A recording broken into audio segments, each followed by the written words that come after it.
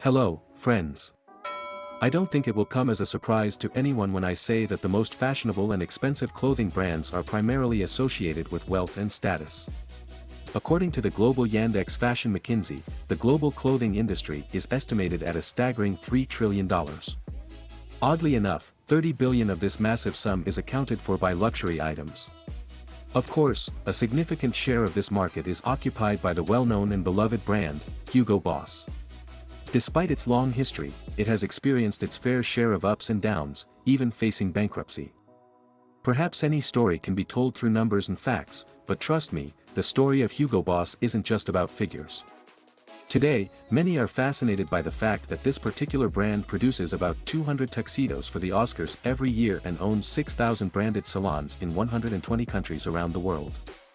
However, in the history of this brand, there were periods of bankruptcy, fiascos, and loss of reputation.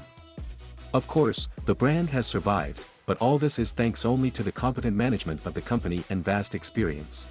The founder of the company was the German merchant Hugo Ferdinand Boss, who was born in the small German city of Metzingen in 1885. He hailed from a family where the second generation was already involved in running a small family business, a textile goods store. So, from early childhood, Hugo was well acquainted with the art of sales and knew the value of hard-earned money. In general, the parents did their best to accustom the boy to the family business, and he often took on various jobs in the store, which he, in principle, enjoyed. It's worth noting that he had a substantial amount of financial wealth, thanks to which he was able to receive a decent education. However, his parents did not spoil him and instilled a strong work ethic in him. Later on, the young man easily graduated from school with honors and then enrolled in college. The next stage of his education was related to the study of trade. To put into practice all the knowledge he had previously acquired, the young man decided to work at a factory as a weaver for an entire year until he turned 18 in 1903. At that point, he had to change his occupation because he was called up for military service. However, even during these 2 years of service, he dreamed of returning to the family craft. At the end of his military service, without hesitation, he resumed his work on the loom. In general, his life resembled that of an ordinary teenager, and there was nothing particularly surprising about it. However, when he turned 23, dramatic changes occurred that compelled him to take a more active role.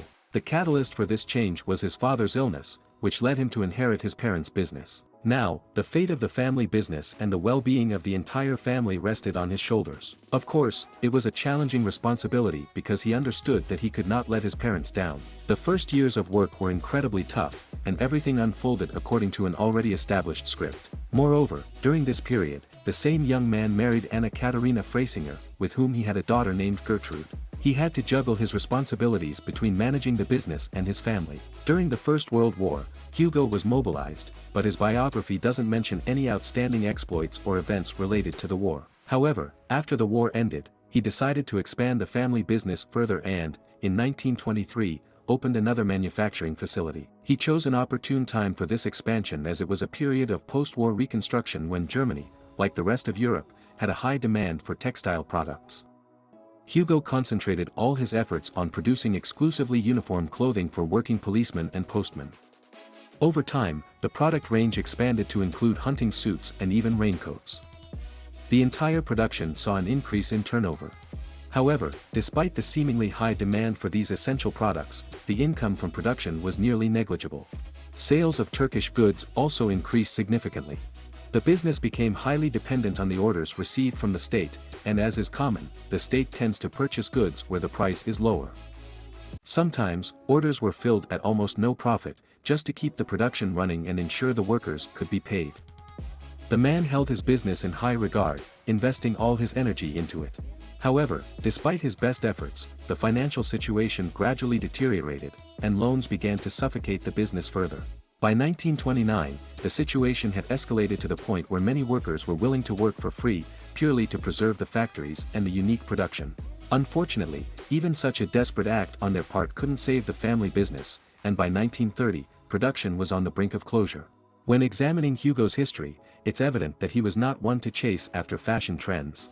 Instead, he was a practical man with excellent entrepreneurial acumen. However, he became a victim of the times and circumstances. It's known that besides economic factors, various life events, the political climate, and social conditions can significantly impact any business. The political and social situation at that time was so dire that Hugo had to take an unprecedented step for himself. He joined the ranks of the National Socialist German Party. Without a doubt, this decision had a positive impact on the future of his company and its production. Firstly, Hugo Boss's talent was unquestionable, and secondly, he worked in the party's service, undertaking substantial orders for sewing shirts and business suits for important party members. He excelled in his work, and step by step, the company began to recover from its dire state. After Hitler became chancellor in 1933, the orders for clothing grew even larger. Now, Hugo was entrusted not only with shirts and suits for key party members but also with outfitting the elite of Germany as a whole. This close association with the country's leadership eventually led to his acquisition of a large factory in just 1 year. This expansion allowed him to significantly increase the production of exclusively German military uniforms. In reality, the history of tailoring clothing for the Nazis was highly controversial. During that era, numerous individuals across Germany were in need of uniforms, and Hugo Boss was just one among them. He solely managed the organization of its production, while the design work was undertaken by a completely different person. There is no conclusive evidence to support the claim that Hugo himself personally sewed suits for high-ranking party members, including Hitler. However, Hugo Boss did not deny that he was personally acquainted with Adolf. One historical fact that did emerge later was that prisoners of war from Poland, Ukraine, and France worked in Hugo Boss's factories. However, what followed next was Germany's defeat in the war, and in 1946, Hugo was accused of aiding Nazism. As a result, he was deprived of his voting rights and fined 80,000 marks. Furthermore, this cast a significant stain on the reputation of his company. To be entirely candid, during that period, nearly all German industrialists worked in conjunction with the party and carried out government orders. It was a situation that left little room for an alternative approach, and many people simply had to adapt to the realities of that time rather than being ardent supporters of Nazism. It is also worth noting that later on, Hugo Boss was partially rehabilitated. His status was changed from an accused sympathizer, which, in fact, facilitated his ability to continue his business in the post-war period. He returned to the production of uniforms for various professions. Once again, German postmen and policemen donned uniforms created by a tailor who could never have imagined that his name would become synonymous with this type of attire. It represents the epitome of classic clothing. However, as we move forward in the story, we arrive at the year 1948, a tragic year for the company. At the age of 63, Hugo Boss passed away due to a dental abscess. Following his death, the management of the company passed into the hands of his daughter Gertrude and her husband Eugen Holly. Looking ahead, it was Eugen Holly who managed to revive the struggling company. Thanks to him, the company not only survived but also thrived and evolved in step with the times, all while respecting its family traditions. Eugen was a talented individual who had not previously been involved in the production processes of the company. Since it was already the peaceful 50s, they had to move with the times and, of course, contemplate what to do next. Sewing uniforms solely for postmen and police officers was no longer sufficient to sustain production. They needed to increase turnover and expand their product line. However, given the specific nature of their production, this proved to be a challenging task, as everything was focused on strict lines and monotonous fabrics. Without hesitation, the decision was made to return to the production of formal suits. Subsequently, the factory resumed the manufacturing of classic men's suits. It was quickly realized that the country had a need for such attire, and Hugo Boss suits soon found their buyers, overshadowing competitors with their fame. Primarily, this was due to their elegance, a wide size range, and, of course, the use of high-quality Italian fabrics, which cost significantly more than those used by their competitors. However, the Italian fabrics had a remarkable appearance. Initially, the decision was made to exclusively produce high-quality items because of the founder's personal love for beautiful clothing. Eugen himself wore suits from his own production most of the time. Thanks to his passion for fine attire, the company's annual turnover reached 3.5 million marks by the time he turned 60. In this thriving state, the company was passed on to the next owner, Hugo's grandson, Josen. At that time, the family business was already profitable and thriving. Yet, Josen had different dreams. Money was abundant in the family, so they aspired to achieve global fame and notoriety. Responsibilities were evenly divided among the brothers. The design and marketing aspects were managed exclusively by one, while Hugo led the company, taking charge of procurement and personnel selection. Despite having young and enthusiastic leadership at the helm, the brothers continued to focus on developing and producing new suit models. They remained true to their grandfather's and father's traditions. Furthermore, at that time, suits were immensely popular, as almost all men wore them. The coordinated efforts of the brothers bore fruit, and they were soon exporting suits to France and Britain. However, they soon realized that their designs were not catching on in those markets, primarily because their design capabilities were insufficient to impress the fashion-conscious French and British consumers. Faced with this challenge, they had to make an important decision. They could either continue catering to the domestic market, sewing rather plain suits for Germans, or completely reconfigure their production to enter the world of high fashion. The first option was indeed a possibility, but the brothers understood that if they didn't initiate changes soon, the French and British fashion markets might encroach upon the German market, potentially displacing them. As a result, in 1975, they made a significant move by inviting an incredible individual to join the company, and this person would go on to leave a lasting mark on its history. His name is well known to many: Austrian designer Werner Baldassari. Werner Baldassari wasn't the scion of a textile wholesaler or someone trained in textile sales. In fact, he had worked at a retail store in Munich called Wagenheimer and hadn't achieved any noteworthy results until he joined the Hugo Boss company. He started there with a clean slate, and it was the opportunity provided by the Hugo Boss company that allowed him to showcase his talents in the world of fashion. The close collaboration between people who needed each other ultimately led to remarkable results. Within just a few months of his tenure, Baldassari created the most popular and iconic business suit in the world, one that soon became renowned and influential among people from Hollywood stars to presidents and billionaires. Throughout his time at the company, Werner introduced many high-profile collections, not only earning billions as the owner of Hugo Boss but also establishing himself as a great couturier. He was known to remark that he didn't always need to announce that he had done something good. You could see the difference between an expensive and a cheap suit by the way it wore, even when wrinkled. Baldassari's mastery of Austrian-Italian fabrics, modern tailoring techniques, and effective advertising campaigns rapidly propelled the brand onto the global stage. Until Baldassari's historic tenure, the Holley brothers had been working on transforming the company into a joint-stock society. This transformation took place in 1985, the same year the company adopted the name we know today as Hugo Boss AG. Following the initial success in the domestic market, efforts were made to expand beyond borders. Several stores were opened to cater to American aficionados of classic suits. To say that the reception was pleasing would likely be an understatement. It undoubtedly took considerable effort to demonstrate the brand's uniqueness to American consumers. Nevertheless, the customer base was gradually expanding, which had a positive impact on the overall development of the company.